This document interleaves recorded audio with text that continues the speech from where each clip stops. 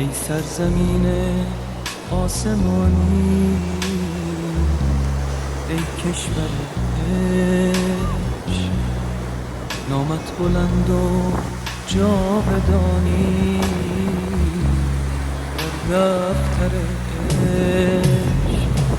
مردان تو در استقامت مثل دمامن، در پاکی روح و کرامت